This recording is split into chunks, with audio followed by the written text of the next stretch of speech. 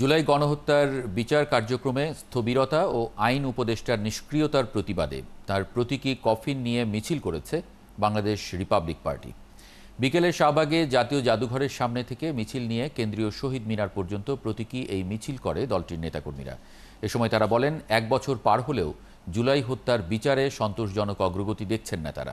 তাদের অভিযোগ, জুলাই আগস্টের গণ অভ্যুত্থানের সময় উপদেষ্টারা আওয়ামী লীগের বিচারের দাবিতে যেমন শক্ত অবস্থান নিয়েছিলেন, 1 বছর পর তা অনেকটা নিষ্ক্রিয় হয়ে গেছে। এ সময় তারা বিচারের আগে নির্বাচনের দিকে না যেতে সরকারের প্রতিও আহ্বান জানান।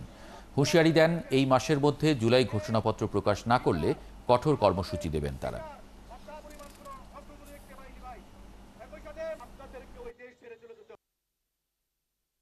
বর্তমান যারা উপদেষ্টা মণ্ডলীতে আছে তারা এই জুলাই শহীদদের রক্তের উপর দিয়ে এবং আহতদের রক্তের উপর দিয়ে আজকে চেয়ারে বসেছে, কিন্তু ক্ষমতার মসনদে বসলে যে অন্যান্য রাজনৈতিক দলরা যেভাবে ভুলে যায়, তদ্রূপ আমরা দেখতে পাচ্ছি বর্তমান অন্তর্বর্তীকালীন সরকারের সেই উপদেষ্টা মণ্ডলীও ভুলে গিয়েছে যে জুলাই বলতে কোনো কিছু আছে। এই যে বিচার কার্যক্রম সংস্কার এবং জুলাই সনদ ত্বরান্বিত হবে, বাট কি দেখতে পেলাম আমরা, যেই আসিফ নজরুলকে উপদেষ্টা পরিষদে পাঠাইলাম, যেই শহীদের রক্তের উপর থেকে উনি উপদেষ্টা পরিষদে গেলেন, কিন্তু যাওয়ার পরে উনি মৃত হয়ে গেছেন।